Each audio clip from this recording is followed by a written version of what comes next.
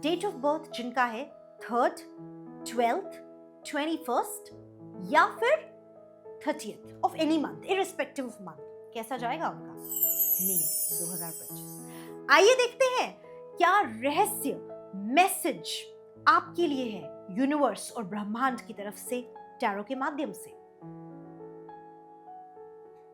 ये पत्ता मुझे अपनी ओर अट्रैक्ट कर रहा है और ये कार्ड है मेजर अकार्ना का 11 ऑफ जस्टिस।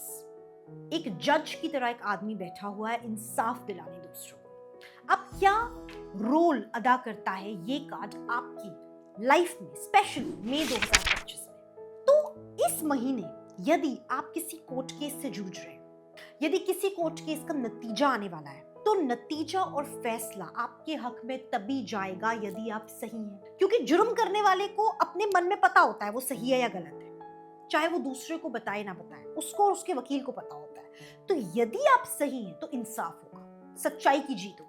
और यदि कोर्ट केस के अलावा भी आपको लगता है कि आपकी निजी जिंदगी में आप मिसअंडरस्टूड हो रहे हैं, आपको गलत समझा जा रहा है, तो आपके साथ इंसाफ होगा, मिसअंडरस्टैंडिंग्स क्लियर होगी लोगों के साथ। और एक मेजर इवेंट, क्योंकि मेजर अकार्ना का कार्ड आया व्हिच सिंबलाइजेस मेजर इवेंट, कोई बहुत ही बड़ा इवेंट होगा मई 2025 में, जिससे आपको सुकून मिलेगा कि यस अब मुझे इंसाफ मिल गया, यस अब जो मेरी मिसअंडरस्टैंडिंग्स लोगों के साथ थी, जो गलत फहमियां थी, जो लोग मुझे गलत समझ रहे थे, मुझे अब उससे निजात मिल गई है, मुझे इंसाफ मिल गया है, justice is on my side. अब इस कार्ड का एक दूसरा पहलू भी है। यदि आप वकील हैं, आप जज हैं और आपके पास एक ऐसा मुजरिम आया जिसने गुनाह किया है, तो आप उसका साथ नहीं देंगे, क्योंकि कार्मिकली भी वो आपके लिए इस महीने सही रहेगा और सच की ही जीत होगी। तो क्यों ना हम सच का साथ दें। सब कुछ जीवन में दोस्तों पैसा कमाना नहीं होता, शोहरत कमानी नहीं होती। कभी कभी सच्चाई का साथ देने में जो सुकून मिलता है, जो आनंद आता है, उस आनंद की भरपाई आप कभी पैसे से नहीं कर सकते। तो ये महीना इंसाफ का है, जस्टिस का है 3 के अंक के लोगों के लिए।